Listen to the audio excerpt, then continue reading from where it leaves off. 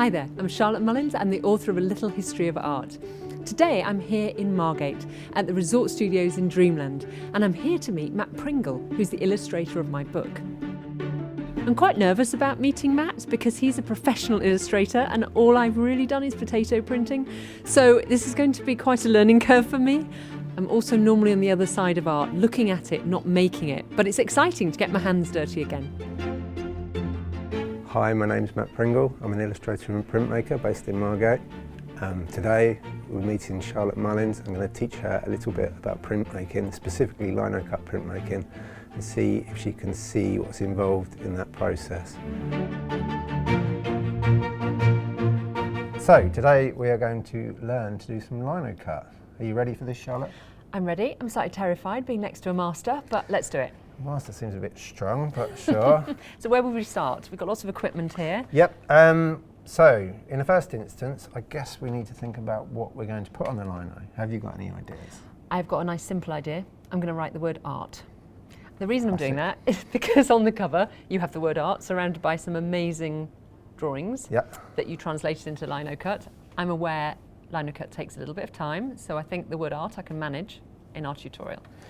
Okay. Where do I start though? Well, one of the first things you need to do with lino and a lot of relief printmaking is you need to work backwards. We'll carve it out, it will then get pressed, the piece of paper will be put on top of it with some pressure, and as you pull it off it needs to be the right way round. So you need to write art backwards. Yeah, so now I'm regretting choosing something that isn't immaculately symmetrical. Well, A and T is all right. It's your yeah, okay, well this is good. This is going to show us... capital letters? No.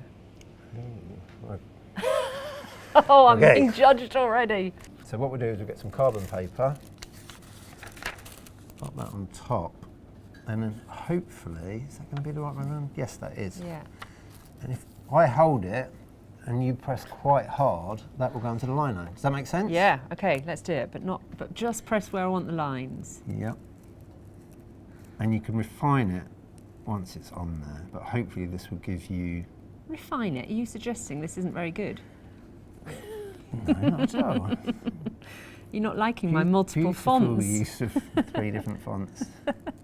And some wonky lines. Doing Linocut is, I don't know, artists have been using it for maybe 100 years? Well, you tell me. I think that sounds about right. But what would they use before? Because lino is effectively a flooring material from the 19th century, but it's more, I think of it as kind of a 60s material, like, linoleum. But so before, would you use wood or wood? Yeah, wood cut would have been the go-to before, I would think. And that has a grain in it, right? So, yeah, what the advantage of linoleum, we can just take a little peek of linoleum, is it's nice and flat. Has that gone over? Look, I wasn't letting you see that just in case it hadn't worked. That's perfect. Ta-da! Here, you could fill that in with black if you wanted to, or you could just go with it as it is. Okay, I'm going to go with it. Okay, so we might want to wait a minute or so just for it to dry. But the way relief printing works, and specifically lino printing works is it's subtractive. So you're taking away the area around art, okay? Yep. And that is what is left, and that is what will go through the press and the paper will print onto. What we're going to do, I think to start with, you could just try and do some practice carves, okay? Sure. Cuts. This is great. This is kind of a non-stick material you can get in a pound shop by the roll. What that will do is hold the lino to the table, okay? And if you push, it should hold it in place. Yep. What you're going to be doing is putting quite a lot of weight on it anyway, okay? Or at least leaning on it. Yeah.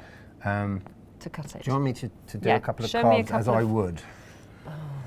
Okay, so we get that there. I'm just going to work up here. I guess I could go around the shape just to show you. I'm going to draw a simple circle. Which I'm now thinking I should have chosen. Oh well. Yeah, you'll be fine. It's not particularly circular either, but we might, again, I can tweak that as I go. So I'm working from above. It's about 45 degrees, but lots of people do it differently, but this is how I'm comfortable doing it. Sure. And I'm actually turning the whole thing, okay? You don't want to be applying too much pressure and flying off the lino into your finger, because that will cut. You should try and avoid carving towards yourself. I'm doing it a lot. But this is do as I say, not do as I do. Yes, absolutely. Okay. Is that so you don't slice your finger off yeah, as a beginner? You just don't want to fly off and cut yourself. But yeah, so you've got slightly warmed up lino. What I would do is maybe just have a go at carving some lines. And maybe let's make it a sun then. Yeah, you Not with shouldn't my need to hand. push too hard. Okay, no, it's softer than I thought. So I realise where I'm doing it, because I'm a beginner, some of these lines are really quite light and some are quite deep in. This light line that I've done here, would that still print, or would it? It should do. Okay, so the depth doesn't really make any difference once you go beneath the surface. It will, because you'll get a much clearer line with the deeper line, and it's to do with inking. There's so many like different elements that can scupper you when you're printmaking, but basically a lot of people over ink, you can under ink, and you can lose lines if you're over inking. We'll get to that when we do that. You're doing a good job of keeping the carver in front of your hand. I'm just terrified of actually cutting myself, if I'm honest. Well, that's good. That's a good way to be. And I want a black letter, so it doesn't matter that I go over.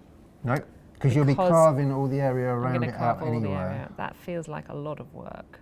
We can anyway, we'll concentrate on one letter first. Yeah, just do one. Oh, this is really lovely. Can you do one of those lovely films that Matt does, where you make it look like I'm doing it really quickly? Oh yeah, she's really good, really fast. I set it up incorrectly one time, and instead of the time lapse, it was like everything slowed down, slow motion. So it had me carving for about 3 hours. No one wanted to watch that.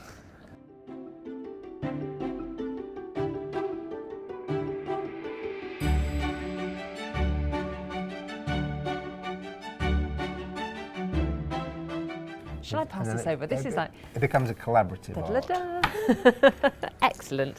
Let's see the master at work. And this is the no bit pressure. where I cut myself.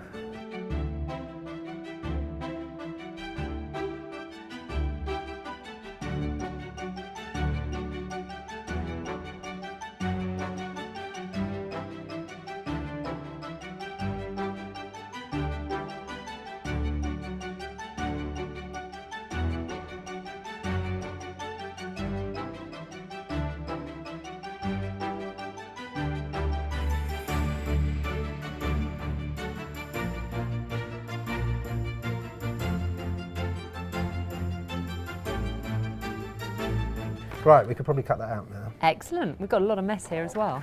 It's quite satisfying. So, Charlotte, we are ready to print your lino, which you've spent a long time carving. Yes, and now looks rather small, or that half an hour of carving away. It'll all be worth it in the end. Okay, so first thing we need to do is just put a little bit of ink out. This is Caligo ink. So this is why we're in aprons, right? Because we're using this oil-based is oil-based ink. I prefer it. I think a lot of professionals prefer it because it's got more depth, it's got more weight to it. If you use an ink set that you'd get in a lino cutting basic set, it tends to be water-based and you just don't get the same coverage. Yeah. So just put a little blob out on the glass. Okay. If you can get a little blob out I'm of going to try my best. We really don't need much. Is that enough? That should do it. Or maybe a tiny bit touch more. But yeah, that should do it. Okay. And now what we're going to do, we're going to roll it out. Did you ever do printmaking at school?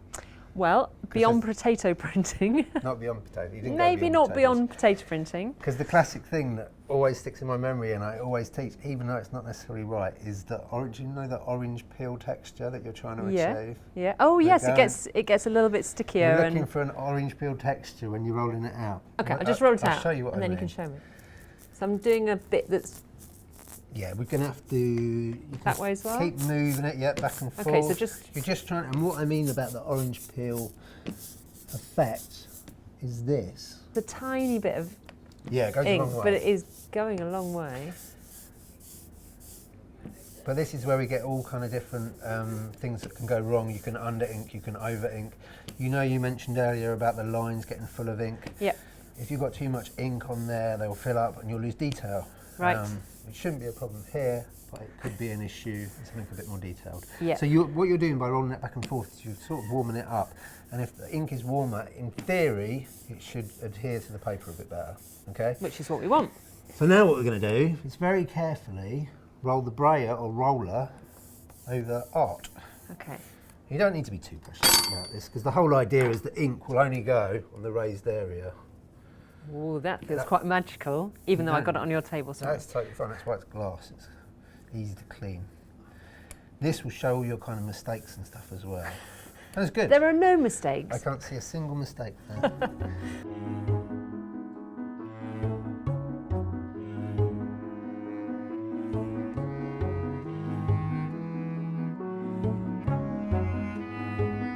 Okay, so here we are. So here's my lovely Linocut, and here's the paper. Okay. I've inked the Linocut. And this is the big press, okay, the studio, which I have mixed feelings about, but let's go with it.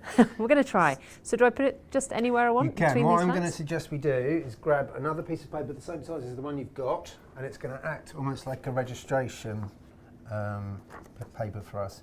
So what you do now is if you put that in the middle, it means you can line up your paper on top and see what you're doing in effect. Because if you're just trying to line it up without that, you might get a slightly wonky print, which doesn't Or matter. you might wiggle. It might ghost just the mean image. it's not sitting on the page as straight as it could. Straight enough. It's straight. It's better than it would be without the registration. Okay, I'm just going to push that down slightly. Yep.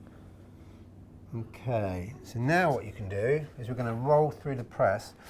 I've got all the measurements and stuff in place, so Great. it should apply the correct pressure that we get a nice print. So I'm going to hold it in place just so that it doesn't shift, but you I'm gonna start turn rolling it this. slowly, yeah. I And you'll like feel it when it hits the A. Oh yeah, it slows down. Yeah. And now I'm going to probably move my hand Yeah, out. please do. I quite like having two hands. So I feel like Gutenberg inventing the printing press 500 There you years go. ago. This is the model I think I used for the Elizabeth Catterall print. You have to correct me if I've said that wrong. It was a similar press she would have used. So. And there we go. You can kind of see already the big lift it reveal, up. or the reveal peel. Ta-da! Yeah, pretty I good. don't look at it, can you tell? Well, the coverage is perfect. Oh yes. So you're saying the actual Linocut is not perfect? No, I think it's great. I would probably be inclined to get rid of some of the noise, but again, it's down to how you work. I rather like the noise. Yeah, it's your charm again.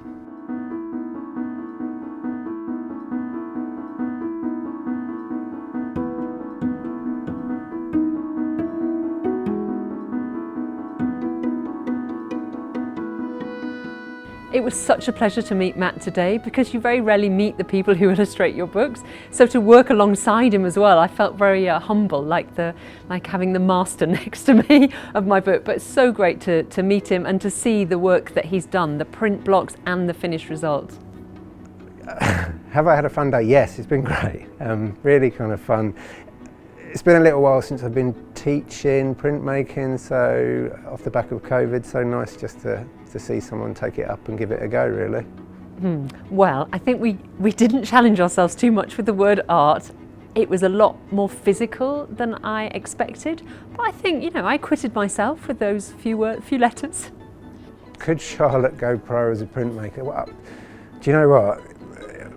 I'm not sure I'd do so well as an art historian critic, so. I quite enjoyed it. I think I might maybe make the Christmas cards this year with Linocut.